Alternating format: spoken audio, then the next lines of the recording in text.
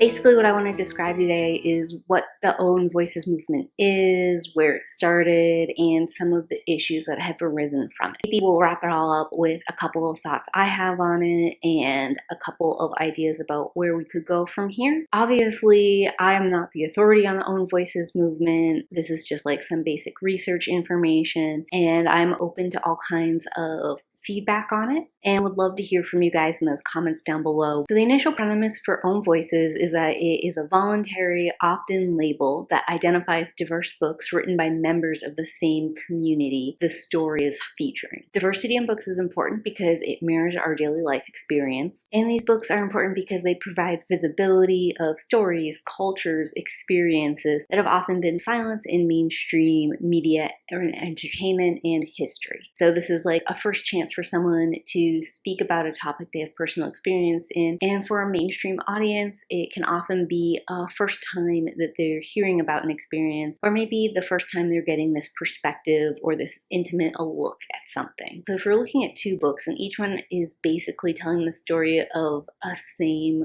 diverse group, and one of them is Own Voices and the other one is not by someone Own Voices, there are a couple things to consider. Choosing either of the books is going to give you a chance to read a story that's ignored. But if you choose the Own Voices book, you'll also be elevating that community that's traditionally been silenced and hasn't been given a platform to speak, and you'll be giving money and support directly to that community through consuming that book. Also, the Own Voices book may be a more authentic experience, and it may have more nuance than the book by someone outside of the community, because the person from Own Voices has lived experience and is more familiar with the day-to-day intricacies of that diverse story. They may know details that the person, no matter how much research they have done, just doesn't even know to look for. Obviously, diverse groups are not monoliths, so just because you got someone from an Own Voices category doesn't mean that you now know everything there is to know, and it doesn't mean that everyone else in the community agrees with their take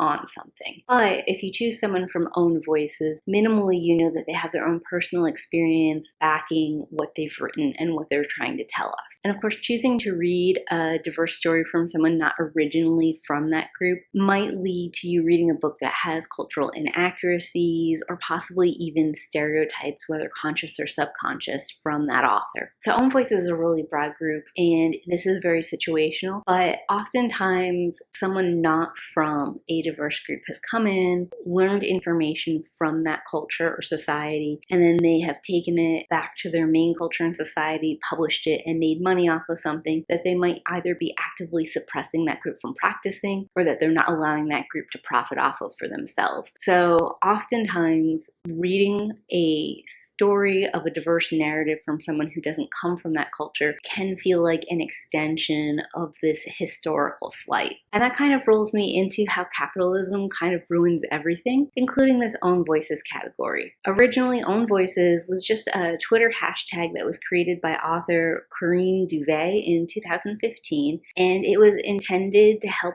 bring disability and diverse authors to a larger group of people. And it was something that readers were selecting. They were reading books, recommending them, and making note of when they were Own Voices or authentic stories that the author had experience in. And this was kind of like an extension of a review or an extended readers group or book group, kind of just trying to intentionally be focused on which books they pick out and making conscientious choices. But marketing department and book publishers noticed that Own Voices was a trending hashtag in Twitter, and they wanted to see if they could make profit off of this label and maybe even make a genre out of it, which ran into a couple of problems. The first issue is that Own Voices is a very vague term. It could mean racial diversity, it could mean ability diversity, it could be neurodiversity, it could be gender or sexuality. There are a whole bunch of different lifestyles and cultures and groups that are just not represented in the mainstream media or storytelling, and all of them applied to Own Voices. And exactly how narrowly we define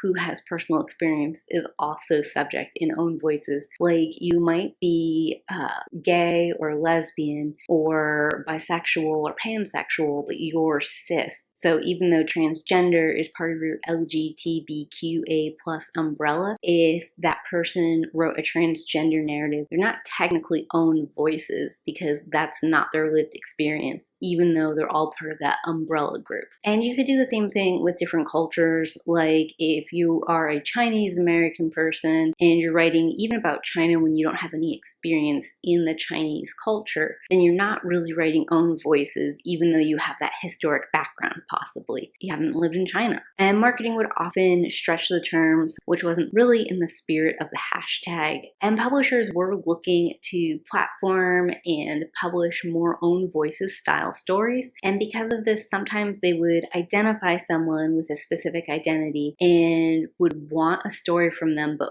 only if that story centered on their identity, which would sometimes pigeonhole authors into writing things that really wasn't what they were passionate about or the story they were interested in telling at the time. And one last way this own voices sort of blew up in people's faces is publishers understood the diverse story part and didn't understand the diverse writer or the writer lining up with the story they were telling. So one controversy that broke out of this is actually in 2020 when Janine Cummings published American Dirt. It's a story about a family fleeing the drug cartel after the husband in the family writes a tell-all news article about them that gets them into some hot water. Publishers probably thought, given the immigration controversy that Trump was stirring up and the separating families at the borders and locking children up in cages and all of the news media surrounding immigration in America, that something like American Dirt would have a lot of popularity and a lot of interest to readers. So they probably thought it was a double win. It was a diverse story and it was about something timely, and they put a lot of marketing and budget push on it. The issue with American Dirt is this story of immigration is one Janine Cummings has no experience in, and it ends up stereotyping some of her characters and having like some oddities in it. For example, Los Angeles Times writer Esmeralda Bermudez wrote, "In the 17 years of journalism and interviewing thousands of immigrants, I've never come across anyone like American Dirt's main character. She's this middle-class, bookstore-owning woman who left Mexico with a small fortune in her pocket, like she was going to France or something, with inheritance money, with an ATM to her mom's life savings. And why did she leave?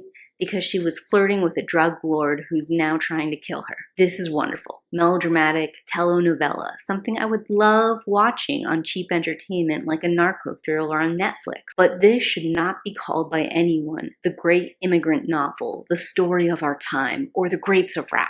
Why? How do we get to this point in our industry, in the book industry, in society, that this is the low standard we have?" Another writer, Marianne Gerba, says, "There's a scene where the main character encounters an ice rink, and she's utterly shocked by the existence of the ice rink, as if she's unaware winter sports are played in Mexico.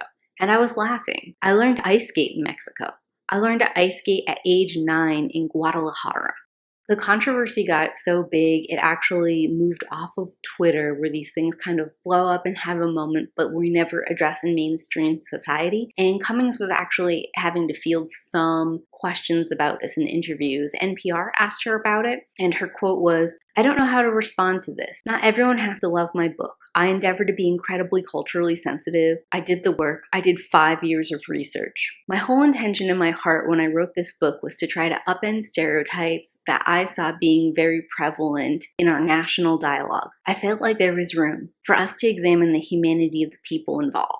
And I'm going to link to that NPR article down below so you can read the full response that Cummings had. But it more or less comes down to the fact that this conversation blindsided her and that she was surprised so many people were upset with her book. So let's talk about the majority writing a minority story. Some things I've learned from this American Dirt debacle, and hopefully other people who want to write stories that are not their own can learn too, is that well-meaning publishers and writers can often get the story wrong. As we saw with Cummings, she said that she did do interviews and research and work to get this right, and it still came out in a way that had some really obvious and strange inconsistencies. The focus on how we depict this diverse story all comes from the lens of what the majority is saying and what the majority sees as the issues. It's more about writing a story that has diverse characters in it for the majority's consumption. Like Cummings says in her quote that she was trying to upend the stereotypes that she saw as being very prevalent. And in trying to come combat stereotypes that she thought were damaging, she pushed other stereotypes, like they're just like us stereotypes, or they're underprivileged stereotypes, or they couldn't know about snow because it's hot in Mexico.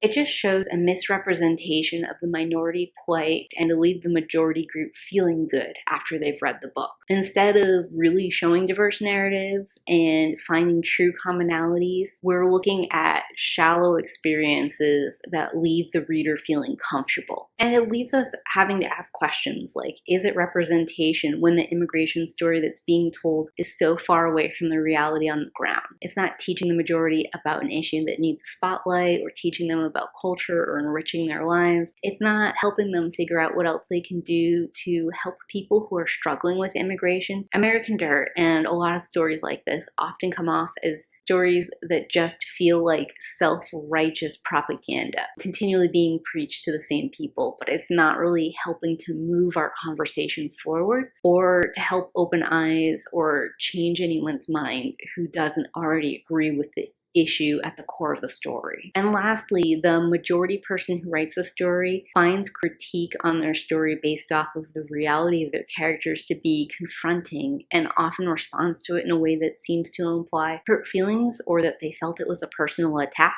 And when I'm reading these scenarios, I find that really odd and like a way that the majority is trying to dodge the actual discussion. But at the same time, I have definitely been a writer who's tried to write a minority character or a minority perspective and gotten feedback and felt confronted by it. So it's just one of those things you have to keep in the back of your head if you want to tell a diverse story and you're not from that group, that someone just trying to give you information and inform you, or someone trying to critique your book might feel a certain way to you, and that you have to like stomp on that first impulse to respond that way. So where do we go from here? One conclusion might be that the majority shouldn't tell a minority story because even when well-meaning, they get it wrong. And while I think that is an interesting stance to take, I have a couple of quibbles on it. If you need to be a self-described own voices person to tell a minority story, we're forcing people to give personal information and description about themselves when it might not be safe or healthy for them to do so.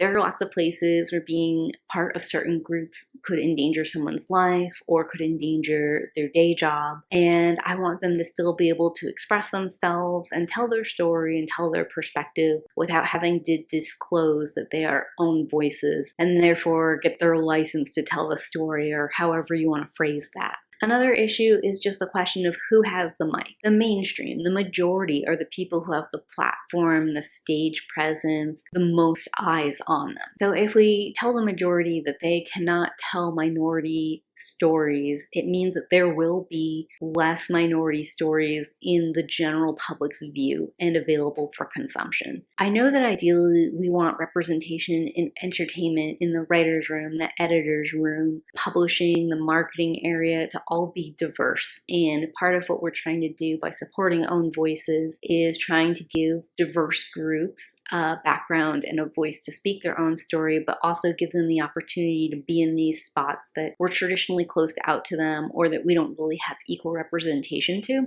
I agree the demographics of who's in charge and making decisions needs to change. But I don't want us just to have no stories on diversity until we've transformed that. And I also know there's an argument that says no representation is better than bad representation. And I have mixed feelings on that. I agree sometimes that's true. One example of no representation probably have been preferable than bad representation is Arthur Golden's Memoirs of a Geisha. He wrote a historical fiction novel based on several interviews with many different geisha, and it included Minako Iwasaki. He broke their confidentiality agreement when he cited her as a source, and it endangered her, so she ended up suing him. And because she was already out as a known source, she also discussed all of the offensive and inaccurate things that Golden had included in his historical fiction. And it seems to me that Golden was trying to sensationalize his story, and he leaned into like some exotic and sexist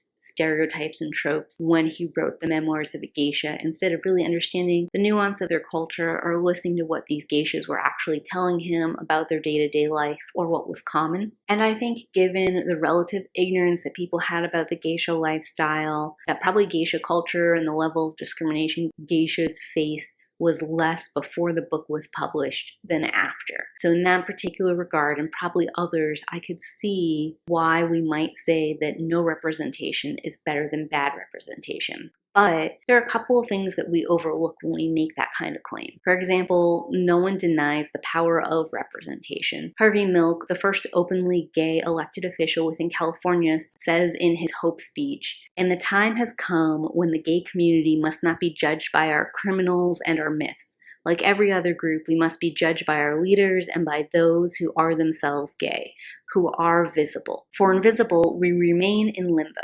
A myth, a person with no parents, no brothers, no sisters, no friends, who are straight, no important positions in employment."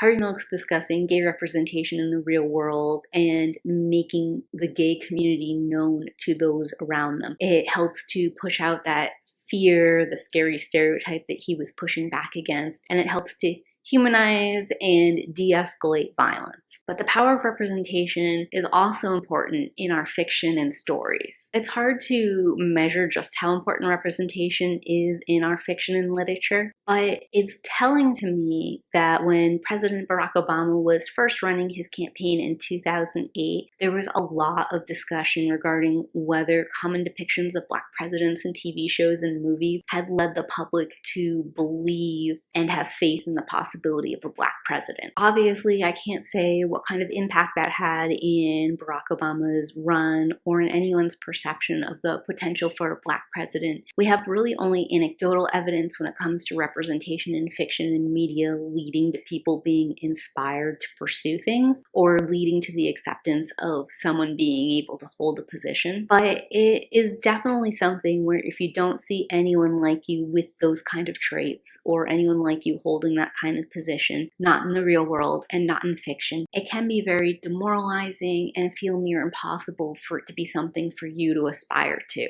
If you have positive fictional representations, positive real-world representations, then that helps you build that confidence, build that understanding, and build community, and really uplift other people in the world around you. Reading and consuming media is not activism, but having those kind of positive representations or powerful representations in our fiction and literature does help create some kind of change even inside people's minds and opens them to possibilities that maybe they weren't aware of before. Also, something I think that gets mixed up in this conversation is the concept of colorblind casting. Colorblind casting is when you have people from different races, sexuality, genders, abilities playing a character that we might have traditionally depicted as white, or if it's like a time period piece, maybe you have a diverse cast of characters and we never address race or gender or ability level, even though in that time period it would have put limits on people. Something I watched last year was season 1 of The Irregulars, and they had colorblind casting. And it was so much fun just to watch people of all different races and identities interacting in like a fake Victorian London and it just not being a thing. That's not the same as an own voices narrative because we aren't addressing a minority story. We're just placing diverse characters and giving them positive attributes or a full range of attributes depending on if they're the heroes or the villains. It is related to have representation like that, but not quite the same as telling a minority story. I will say though that sometimes colorblind casting does lead to telling a diverse narrative. The 1968 horror film Night of the Living Dead cast Dwayne Jones as Ben. The role of Ben was originally meant for a white character, and they chose Jones because they liked him, and they didn't make any changes to the script necessarily because of it. They also didn't change the end of the story, but a lot of meaning and nuance that has made Night of the Living Dead an iconic and classic horror movie has to do with the fact that they did cast a Black actor to play Ben. And we can't help but consider the role race played in the outcome of that movie, even when that was never part of the original narrative. And even when stories get the representation wrong, it can be a springboard for further awareness and research.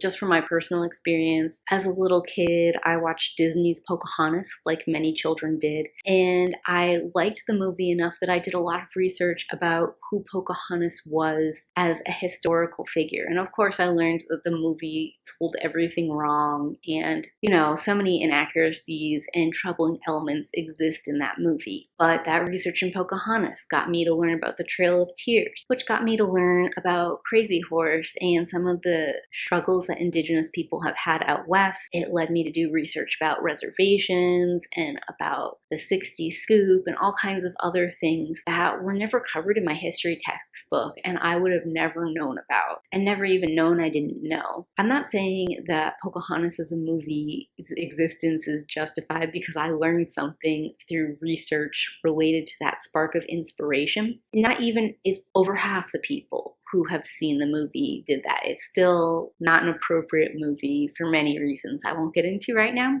I am saying that people don't know what they don't know. If we don't find some way to give that information to them, either through a majority platform like Disney and Pocahontas, through finding a way to better elevate diverse storytellers, they're never going to know that. And they're never going to know to go look for that information or to learn that information. They're going to go their whole lives not even knowing that's a thing. To me, I think that's what makes the conversation most difficult, because I learn a lot through my media and my stories, and I go off and I research it, and I find out that the fictional whatever was totally wrong or mostly wrong or offensive in some way, shape, or form, but I wouldn't have known any of that if I hadn't seen the first spark there and chased after it. I don't think that my knowledge or other people's knowledge justifies perpetuating stereotypes or profiting off of something other people have been forced to be silent on, but I just don't know the way forward, like the right thing to do. So where do I stand with Own Voices? I think Own Voices overall does more good than it does harm, and I love to read from a diverse group of writers or to watch shows or movies from a diverse group of creators. I do think it adds more nuance and depth. I do go out of my way to look for stories that are being told by those groups. I also read diverse stories from people who aren't holding the Own Voices label. I do that sometimes if the author hasn't disclosed whether or not they're Own Voices, and I do that sometimes if they're not part of the group too, although with a more critical eye on the story and knowing that I'm going to have to do further research just to see how things are and see how the community as a whole is responding to their take. But I want to support diverse stories being told both by Own Voices and by non-Own Voices, just so that we can continue to get new perspectives and insights, and so we can learn things we didn't know before. And we can't do that without both propping up Own Voices and propping up positive instances where the majority has accurately or done a decent job trying to represent a story that's not their own. And as far as like useful conversations, I don't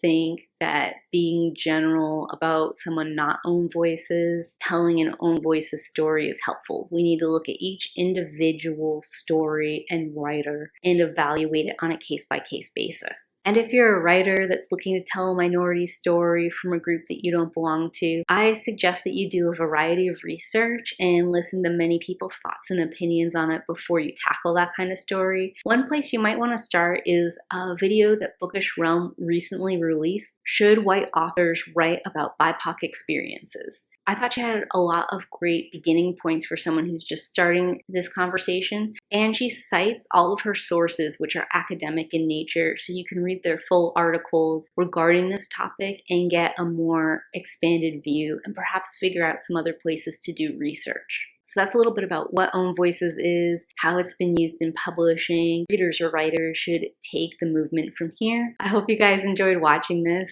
Thanks for sticking with me through it. Have you heard of this term before? Do you use it? Talk to me about it in the comments down below. And as always, keep reading. Bye!